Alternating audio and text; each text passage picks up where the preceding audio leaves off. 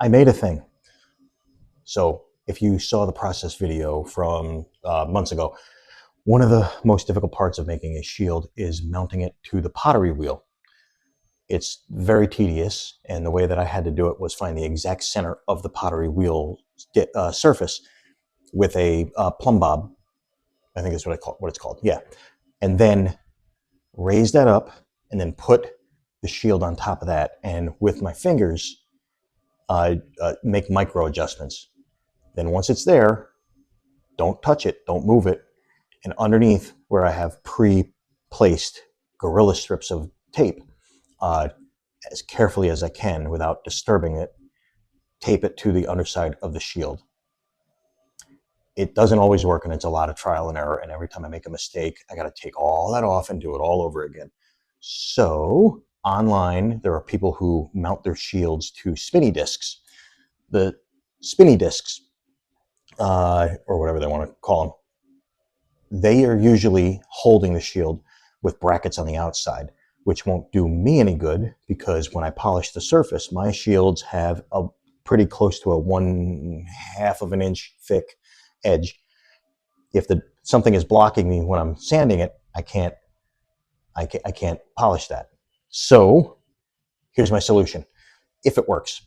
So as you can see, it's spinning, and if I hope you can see right there in the center is the exact center of this disc, and it's maybe a fraction of a millimeter wiggling, which means I got it pretty close to exactly centered on the pottery wheel, which has now converted my 11-inch pottery wheel surface into a 24-inch pottery wheel surface.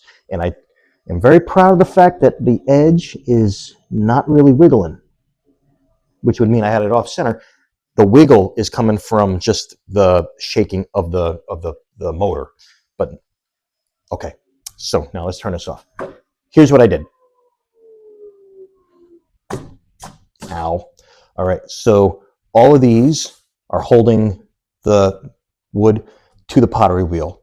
So that is what has extended it out to 24 inches. Now these guys, what I plan on doing is placing the shield on top of this, and all of these are offset so that when they spin, I'll show you what's underneath it in just a second, but if I have to loosen it up. When they spin, if I can get it loose enough, there we go. I can now make micro adjustments along the edge to nudge the shield here and there. And if all 5 of them are doing it, I can come over here and maybe move it a little bit this way, come over here and maybe a little bit this way. So what's happening underneath here is, let me see if I can get it so you can see it. All right. Bicycles have these cam levers.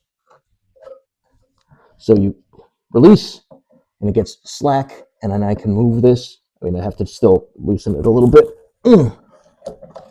Now the problem is cam levers do not work they're good for compression, but they're not good for rotation. So anything that I put on here, I didn't know what to do for a knob so that I had control over the shaft. So all I did was bend it. That's it, just bent it. And this gives me the ability to move that disc on top after I loosen it up properly. Okay, anyway, so I get all this situated,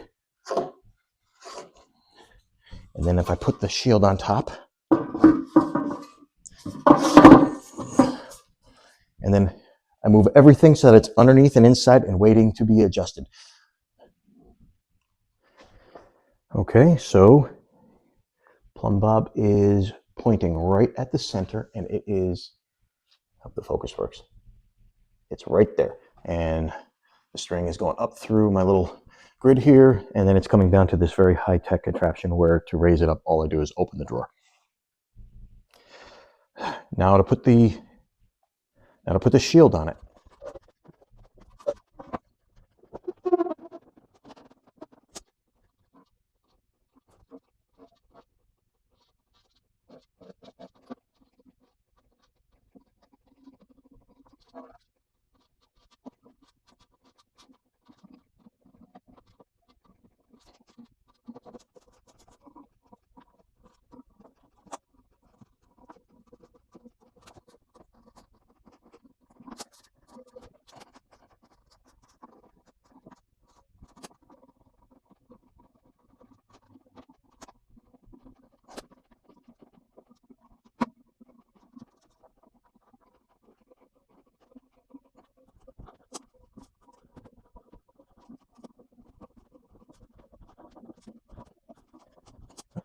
All right, moment of truth.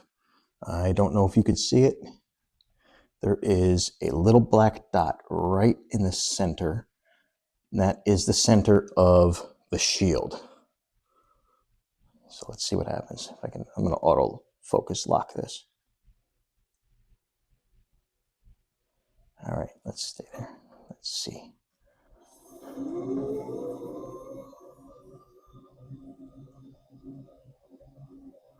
Ah, it's working. It's exactly centered. All right. Yes, this is good. I was worried that it still might happen, but there's nothing actually securing the shield down. It's just being pressed out. So a shield might have said, you know what, I like going up, and it might just fly off.